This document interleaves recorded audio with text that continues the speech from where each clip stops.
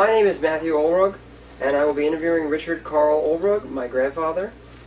Today is June 12th, 2016, and we are in St. James, New York, in the home of Susan Rohlrogge Smith, my aunt, and the daughter of Richard Rohlrogge. We're going to begin the interview with some biographical details, such as when and where he was born, his parents, occupations, and so forth. Okay, I was born in New York City in the Lutheran Hospital of Manhattan on June 13, 1943. My father was Carl Rohlrogge, and his occupation was a carpenter, and my mother was Ann Rohlrogge. She was a stay-at-home mom. My siblings, my sister was Alice Michaels, and she did not serve in the military. What exactly were you doing before you entered the service? After graduating high school, I spent 2.5 years at the Academy of Aeronautics in Queens, New York, graduating with a certificate in electronics design in 1964. I then went to work for Grumman Aircraft Engineering Corporation in Bethpage, New York, and worked as a technician on various military projects and on the NASA Lunar Lander project. So which military service did you serve in, and were you enlisted or drafted? I was in the U.S. Army, and actually I'm going to go off script here a little bit to answer the next question, did I enlist or were you drafted? Turns out that Vincent, my grandson, when he was in the 6th grade, they had a social studies unit where they covered Vietnam, and the teacher asked them if they had any relatives who served in the war, and Vincent volunteered, that he did. And then Vincent plus 2 other students hand-wrote letters, which the teacher sent to me, and I'm going to use an answer that I used in response to one of the questions in that letter, which has to do with whether I enlisted or was drafted. So my response was, the actual answer is yes to both. Let me explain. I received my draft notice in the fall of 1965 and was hoping to get an exemption because I worked for Grumman Aircraft, who built jets for the Navy. But unfortunately, I was not eligible because at the time I was working on NASA's Lunar Lander program, which was not a military program, and that disqualified me. So I decided to see if I could enlist in the Air Force instead, took the tests, and did very well. But the waiting list was 2 years. The draft notice I received required me to enter the service within 30 days. When you are drafted, you don't know what branch of the Army you would end up in. In fact, some young men were being drafted into the Marines. So I decided to go to the Army recruiter and see if I could enlist. I was told I could, and that would allow me to choose which branch I desired to be in, plus committed me to 3 years of service instead of 2. I had 3 choices of branch of the Army to pick. In order of preference, I chose Signal Corps, Intelligence Corps, and Combat Engineers. Unfortunately, I ended up with my 3rd choice, Combat Engineers. The times were wild, and there was a lot of change to deal with in such a short time. And what training did you undergo during your enlistment? Did you receive any special training? Yes, I entered the Army in January of 1966. My training for the first 4 months consisted of basic infantry school at Fort Dix, New Jersey, which everyone entering the Army had to go through. Following that was the advanced training school at Fort Leonard Wood in Missouri for the specialty I had enlisted for, combat engineering. Each training program was 8 weeks long, with a brief chance between programs to go home on leave for the weekend. At this time, I was informed that anyone with college credits, which I did have, would be eligible to become a commissioned officer, so I volunteered for that and attended the 6-month Officer Candidate School, or OCS, in Fort Belvoir, Virginia, which included advanced combat engineering training. I figured if I had to go to Vietnam, I wanted to be in charge rather than being told what to do. This added an additional year to my commitment, which was now 4 years. While attending OCS, there were many rumors about what was happening in Vietnam. And I came to understand that quite often in combat operations on the ground, the combat engineering units would be the first to be deployed into areas to prepare landing zones for helicopters and hilltop emplacements for artillery bases. After all, we were combat engineers.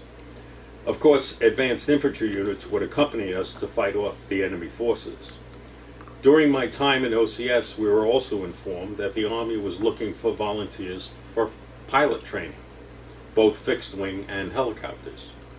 Knowing what I might be facing as a combat engineer, I decided that it would be better to be in the air than on the ground. So I volunteered for flight school, asking for fixed wing, knowing how dangerous it was flying helicopters in combat. I was chosen for helicopters. This added another year to my commitment, which was now up to 5 years. I attended primary helicopter school for 4 months in Fort Walters, Texas, and then went to advanced tactical helicopter school for 4 months in Fort Rucker, Alabama. Oh, by the way, between the two schools, I drove to New York to get married to Ann, and then the two of us drove back to Alabama and lived in a trailer for the next 4 months. Did you recall any of your instructors, and what were they like? The instructors were very strict and demanding throughout the 16 months of training, as you would expect. Discipline and working as a team was extremely important, and there would be many situations in combat where our behavior and actions could save our lives or those of our fellow soldiers. In Officer Candidate School, we received a wide range of instruction in classes throughout the day. We had 2 specific individuals assigned to our platoon who were called TAC, or tactical officers, who were actually commissioned officers themselves. They didn't give us the instructions, but they were just there to manage our daily activities, and we were with them for 6 months. So they were responsible for our physical training, which included getting us up in the morning, known as reveille, and putting us to bed at night, known as taps. An interesting situation with these TAC officers was that one played the bad guy and the other the good guy whenever disciplining was necessary. So we all learned to hate the bad guy, and at one point during our training, we decided to get even with him. The TAC officers had their own offices in the command center, and one night we decided to booby trap his office. I had overnight or CQ duty myself at the command center on the night we decided to implement the plan.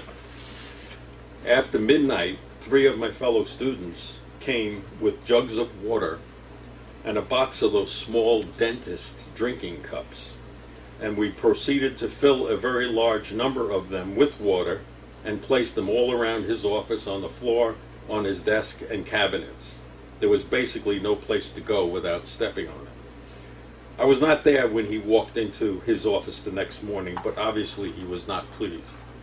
Since no one in our platoon would reveal who was involved in this action, the entire platoon was punished with a forced march of 5 miles in full combat gear that same day, all part of our training. They never knew who did it, although obviously since I was on night duty, I was specifically punished and had to do 100 push-ups after the forced march. I was sore for many days afterwards, and it was well worth it. How did you adapt to the military life, including the physical regimen, barracks, food, and social life? Military life, especially during the extensive training periods, was extremely focused on the specific skills associated with the roles we would perform. We were trained to confront potentially life or death situations, which is pretty daunting and is constantly on your mind. You meet many new people from all different backgrounds due to the draft, some of whom you relate to and others you don't. The physical training over the first year or so transformed me from a 150-pound below average guy to a 180-pound slightly above average guy. Sorry, no Rambo characters here. Barracks life can be simply described as a shared experience. 20-plus guys, no women back then, living in a confined space, maybe 50 square feet per person, which included your cot, footlocker, and stand-up metal locker for your limited wardrobe. We were told when to wake up and when to turn the lights out. Oh, and I also learned how to spit shine my shoes and boots so finely that I could see my face in them. Inspections were a regular routine, and the training officers would stop by unannounced to make sure all of our equipment and clothing were clean and neatly folded and in their proper place. If we messed up, we did push-ups, many of them. We were limited in terms of personal items and definitely no snack food allowed.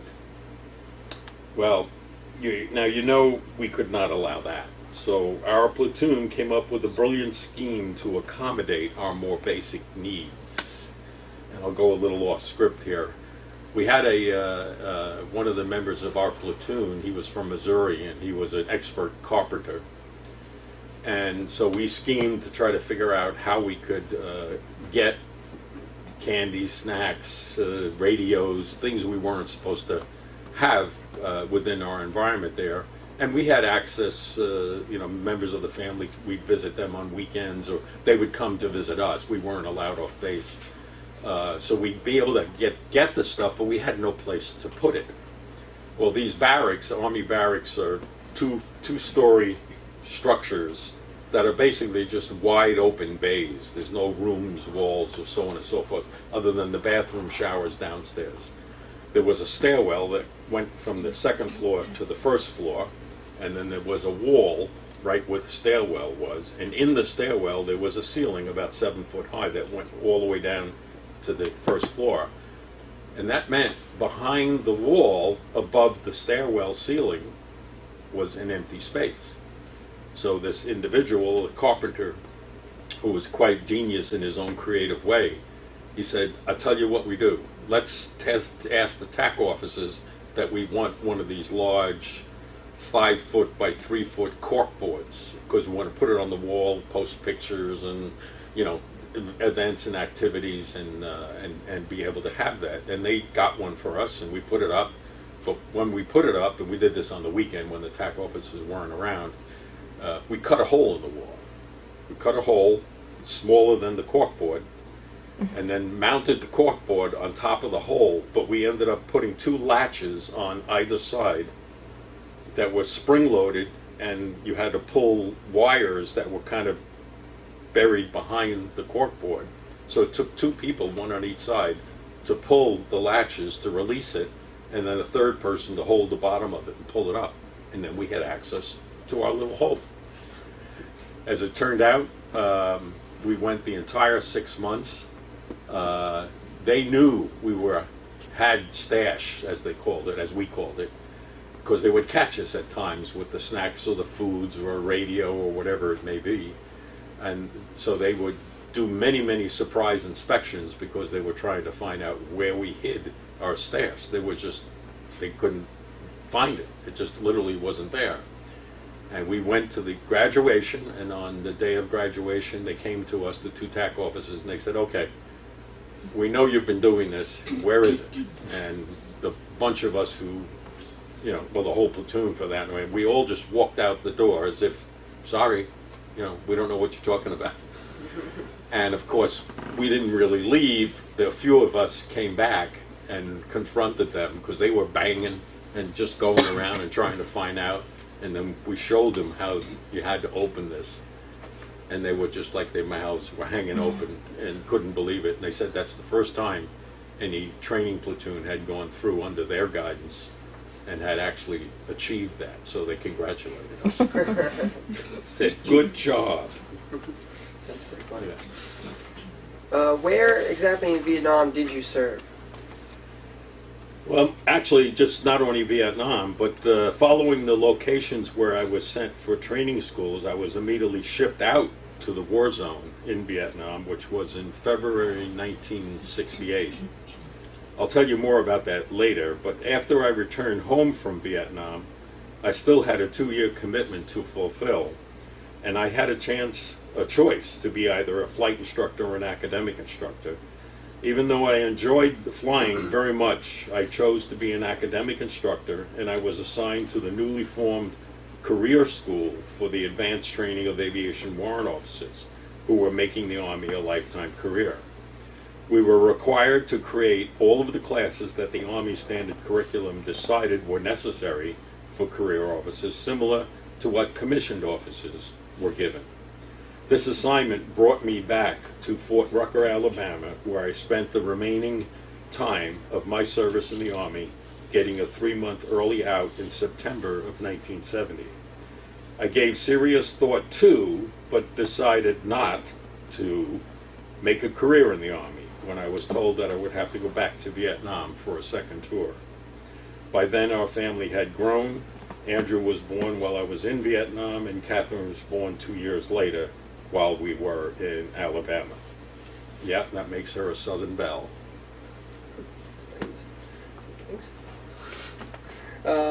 What are some memories you have of your war experience? Any specific combat action experiences? All of the combat experience I had was during the first 7 months of my tour. I was assigned to the 1st Air Cavalry Division, which at that time was located about 30 miles south of the Demilitarized Zone, or DMZ, at Camp Evans. The division was strategically put there during the major enemy push called the Tet Offensive to interfere with and block the movement of enemy troops from Laos into the interior of Vietnam via the Ho Chi Minh Trail. Laos bordered Vietnam on the western side of the country. I ended up being assigned to the scout platoon of B Troop 1st of the 9th Air Cavalry Squadron. The 9th Air Cavalry Squadron consisted of 3 companies, with each containing platoons of scouts, guns, and lift helicopter units. The aircraft that I did most of my flying in was the OH-6 Cayuse, which is actually shown in the picture that's behind Matt there, which you can look at later. My call sign during radio communications was White 11, and we were allowed to decorate our assigned aircraft, and I had the phrase "Born Free" painted below the rotor. I'll show you pictures of that later.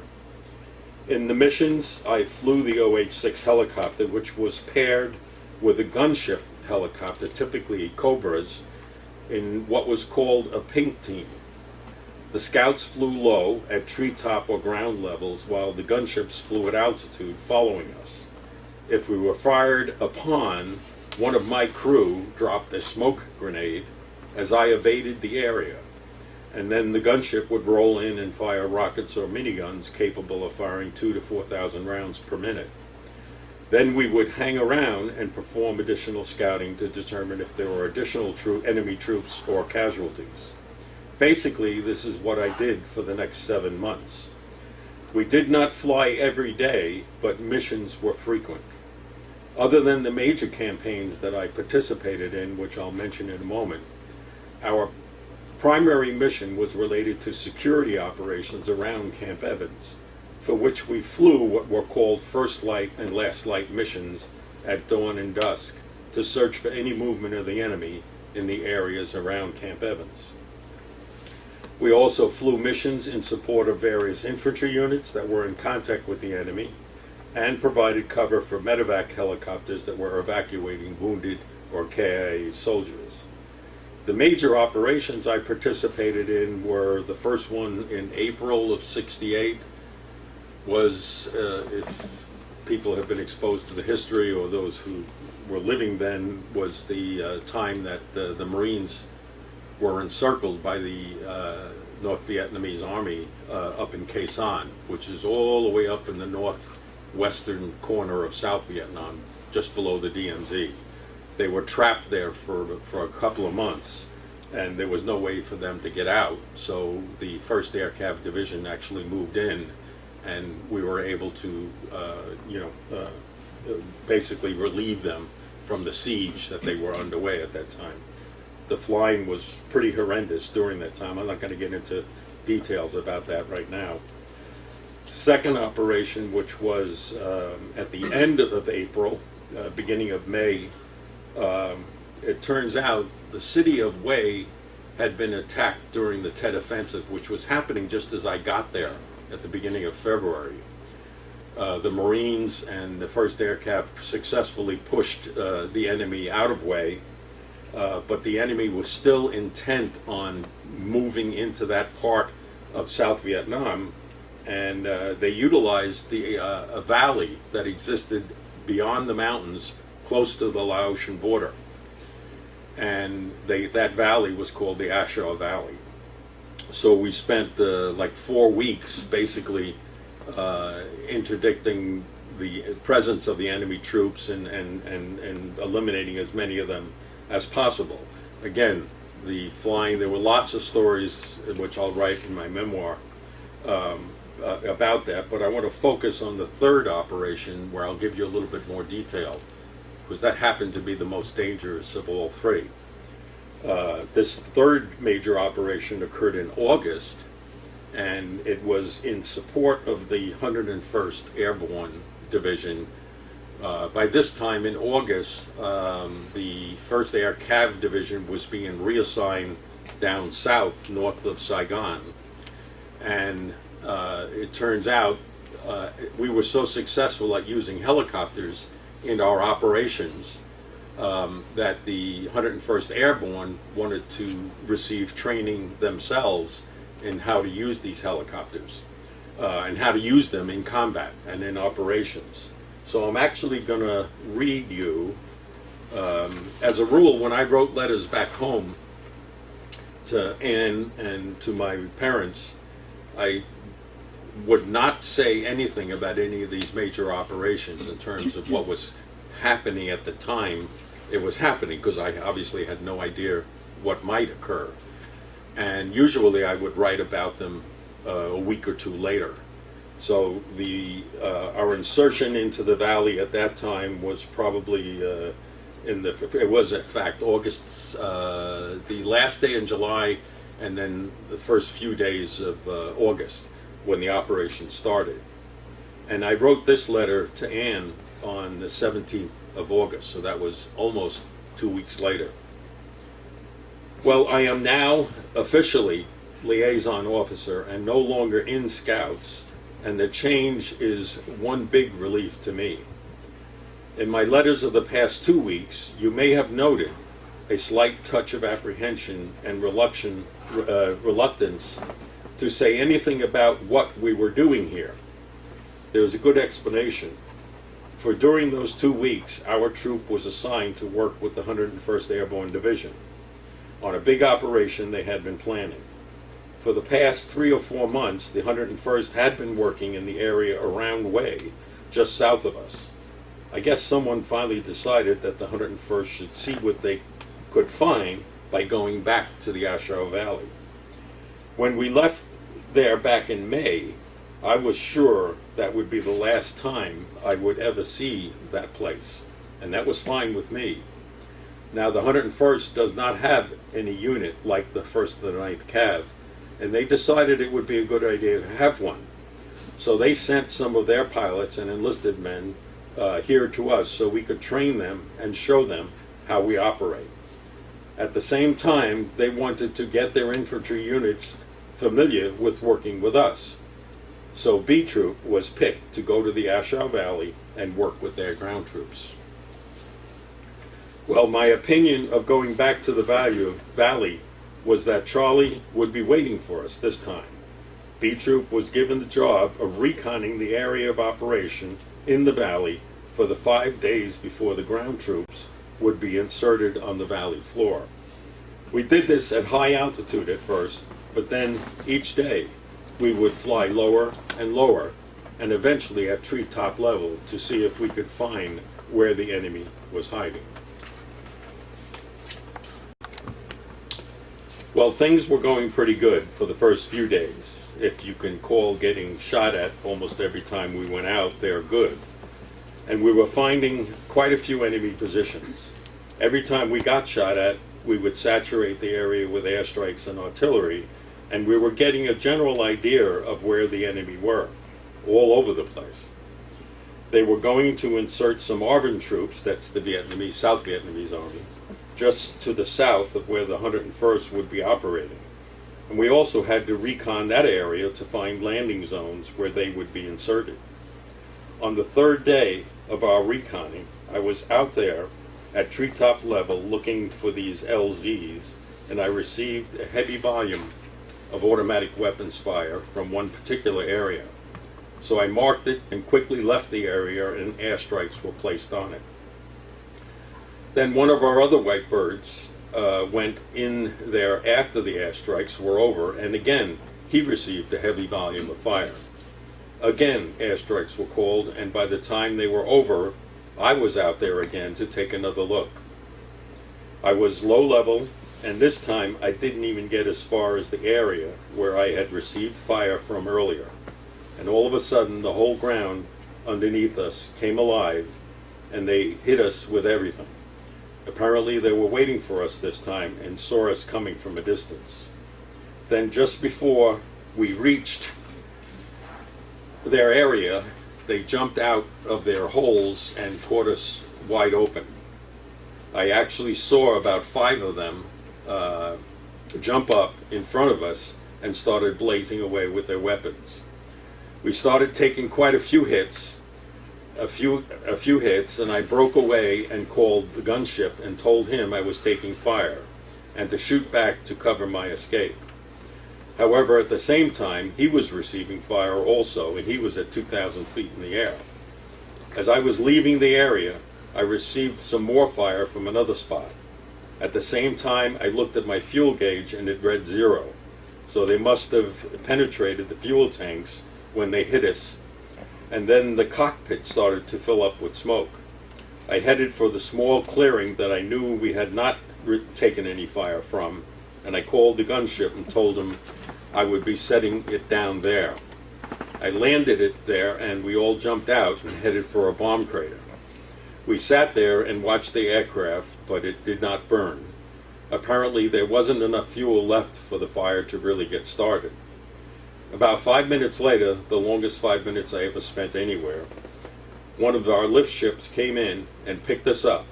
It was miraculous that none of us were hit because there were so many of them shooting at us. The ship must have really taken quite a few hits, but we never did get another chance to look at it because it was blown up by our own artillery so that Charlie couldn't get its hands on it. So that was about the most harrowing experience that I had during these major operations. It turns out that that afternoon, as soon as I was shot down and had to put the aircraft down, we always had other aircraft from our troop that were basically on call back at an LZ about 10 minutes away from the valley. And when they heard that I'd been shot down, a number of them scrambled and headed out to the valley to provide cover. During that operation, I only found this out later that afternoon or that evening. One of our gunships was shot down, and the pilot and one of the crewmen were killed. The other 2 were recovered. Matt and I, when we visited Washington, D.C. a year before last, we went to the Vietnam Wall, and I posted a picture of Matt pointing to his name, David Arvidson. And that was obviously an extremely sad moment at that particular time. So, how did witnessing casualties and destruction make you feel? Although I was in combat situations for 7 months of my tour, I only witnessed the casualty directly once, and that was very early in my experience. A situation, because of the presence of young children, I'm not going to bother describing. The reason I was not a direct witness to casualties was due to the fact that I was a pilot flying in the air and not part of a combat unit that had to fight on the ground, experiencing direct confrontations with the enemy. Despite the danger of the missions we flew, I never encountered a situation where I witnessed the wounding or killing of anyone, soldier or civilian. Of course, when we called in for air and artillery strikes on enemy forces, we understood that many casualties occurred. The only direct experience of someone being wounded actually happened in an incident where my helicopter was a different incident from the one I just described, was shot up very badly, and my crew chief sitting in the back was wounded when a bullet went through his knee. We were close enough to Camp Evans that I was able to get back there pretty quickly, landing at the medevac helipad where they rushed him into the medical tents, and he ended up being evacuated to a hospital, so I never actually got to see him. He wrote me a letter eventually after being evacuated back to the States and thanked me for getting him to where there was medical care quickly. He just ended up with a very sore and stiff knee. Another incident occurred during a flight in Operation Pegasus when we were scouting an area south of Khe Sanh, and we encountered an enemy soldier on a trail. He was not moving or trying to hide. I turned the helicopter around again, and he was still there. And I could have had my crew shoot at him, but something in my mind said that I should not go near him. He might be a decoy, and we might be drawn into a trap. So I contacted my gunship at altitude and told them what we saw, and that they should target the area with rockets, which they did. I never saw what happened to the soldier or what developed afterwards, so I was very lucky. What kind of friendships and camaraderie did you form while serving, and with whom? I made many friends, especially among my fellow pilots, and especially with some of those that I graduated from flight school with.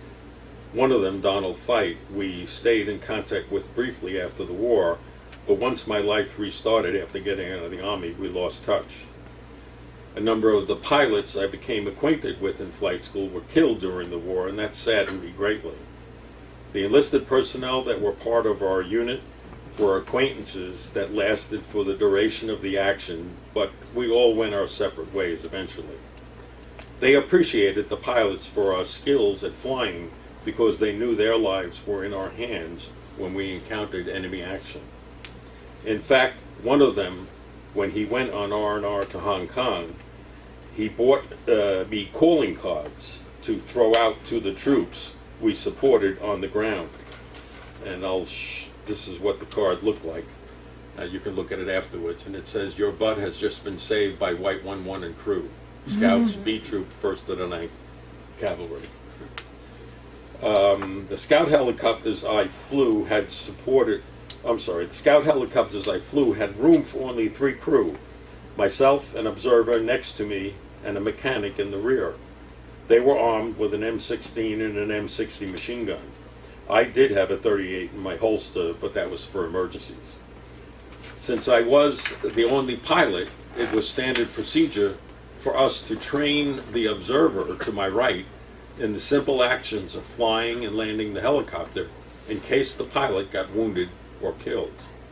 Fortunately, that never happened in my case. So we were quite close to the enlisted men that were basically part of the crews of our aircraft.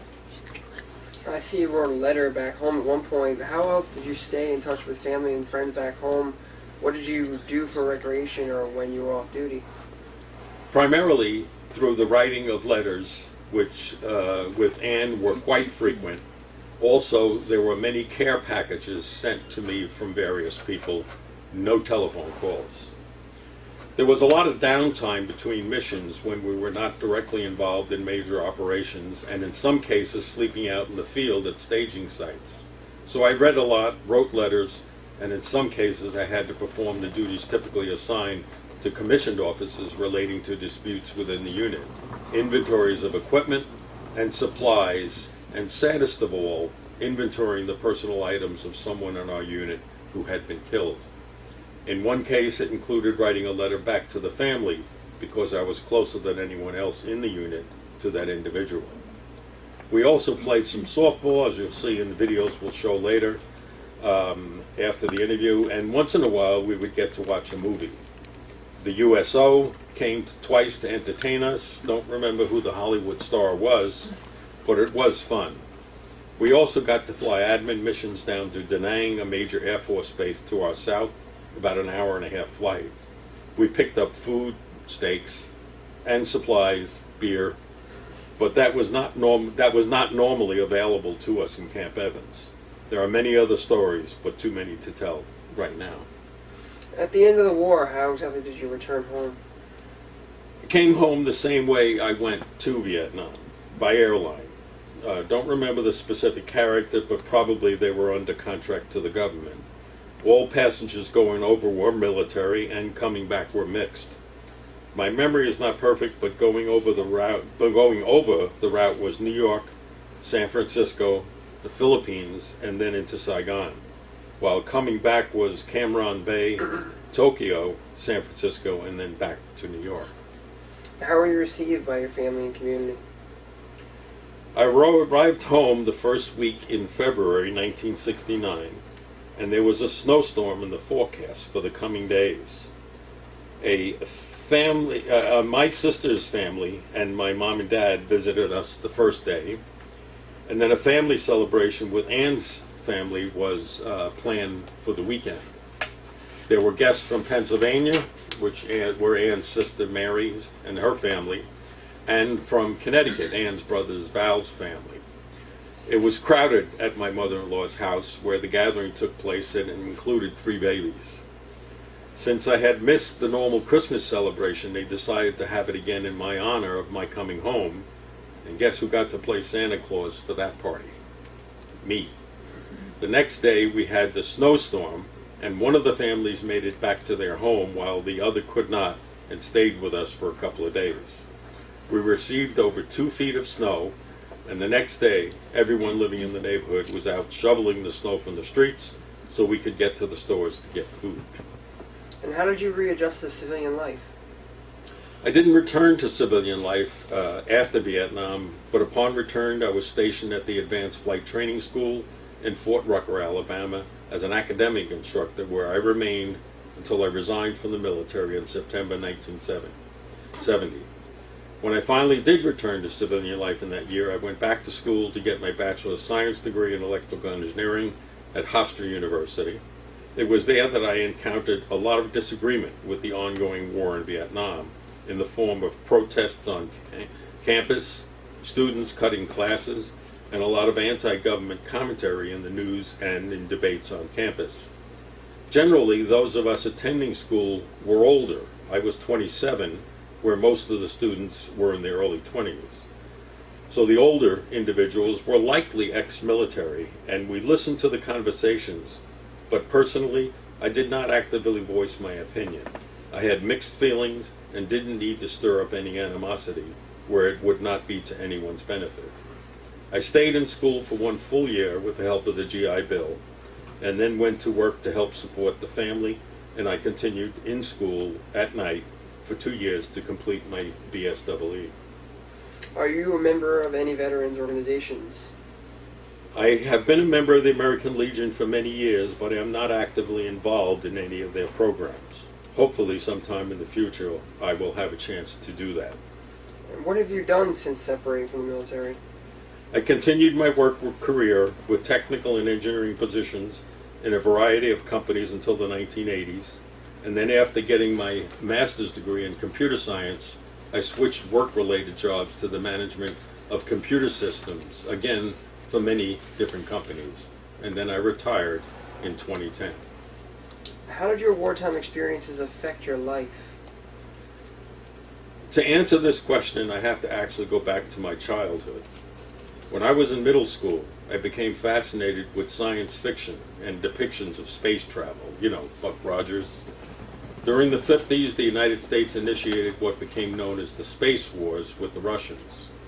They were the first in space with the Sputnik satellite in 1957, when I had just entered high school. After that, the competition between the US and Russia continued with development of rockets and satellite technologies. While working for Grumman Aircraft, I was given the option to join the Lunar Lander Module Project, which thrilled me to no end, and I leaped at the opportunity. I worked on the communications subsystem of the lander for more than 6 months during the early part of 1965. And then in November of that year, just weeks before I got my draft notice, I was offered the opportunity to be part of a team of technicians that would go down to the Houston Manned Spacecraft Center to set up the test environment that NASA would utilize during the training of astronauts and for troubleshooting purposes. It was anticipated that I would be down there for 18 months and would be provided a furnished, rent-free apartment with a 50% increase in salary for the duration of my stay. As I indicated earlier, I received my draft notice and briefly assumed that I'd be able to avoid the draft. But since the LEM project was not a military program, it turned out I was not able to avoid the draft, and that ended my space career. Needless to say, just the act of being required to enter the military created a major disruption in my early life plans, conceived of starting in my childhood. There is no doubt that the experience that I had in the military also played a role in the rapid maturing of myself as a person, thrust me into a community that really tested my ability to deal with a wide array of personalities, taught me the meaning of teamwork, which served me well later in life, toughened me up physically, and taught me to use the use of weapons and combat skills and how to kill. Probably the one thing I was not proud of, and thank goodness I never had to personally utilize that skill directly myself. How has your military service impacted your feelings about war and military in general? To answer this, I'm actually going to go back to that letter to Vincent's class, which, interestingly enough, Vincent and the other children that wrote me letters asked me a couple of questions related to this. They said, "Were you scared, and did you know you had to fight in Vietnam?" My answer was, once I was drafted and enlisted, I quickly found out that there would be very little chance I could avoid going to Vietnam. So yes, I knew I would have to fight there. Was I scared? I have to admit, yes, I was. It was a very anxious time in my life, and the sudden change in all my personal plans added to the anxiety. Fortunately, I had 2 years of excellent training for the job. I performed there, so there was plenty of time to mentally and emotionally prepare. But on the plane to Vietnam and arriving there still took place with a great amount of anxiety and good deal of fear of the unknown. War is not a pleasant experience, but it certainly makes you grow up very quickly. Another question they asked was, did you think the war was important for us to fight, or did you think the war wasn't necessary?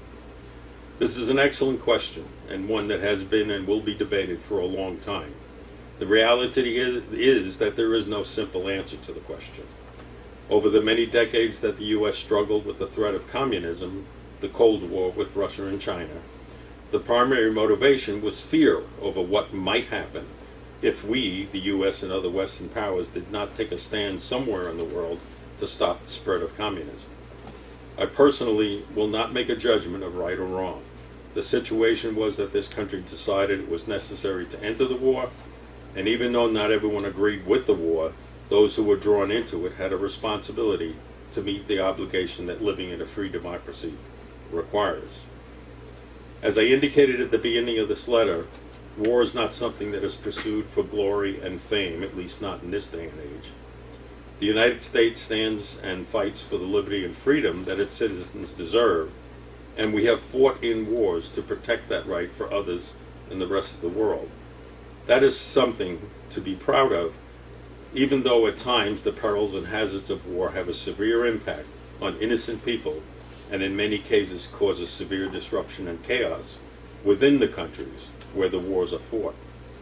The world continues to struggle with ways to avoid war, and hopefully one day we will live in a world without war. What are some life lessons you learned from military service? And what message would you like to leave for future generations who will view or hear this interview? I have to admit, my experience of military service was positive in terms of the quality of the training, the spirit and camaraderie of those who were part of it, the focus on teamwork and both relying on and protecting your fellow soldiers, and the dedication required to fulfill the mission. However, over the time since I served in the military till today, as I developed a better understanding of the role our government plays as a major actor and force in world affairs, I'm not as comfortable or as proud of what this country has done in the past 6 or 7 decades.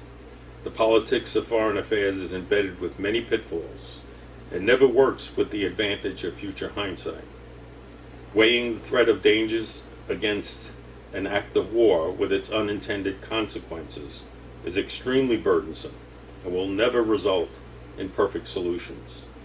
Despite the events of the past decade, I do believe we, the U.S., is trying now to resort to diplomatic paths to resolve disputes and to avoid large-scale war actions. I do hope that this continues, and that children growing up today realize the immense dangers that wars of the past have caused, and that there has to be a better way to deal with world crises. Thank you for your time and attention.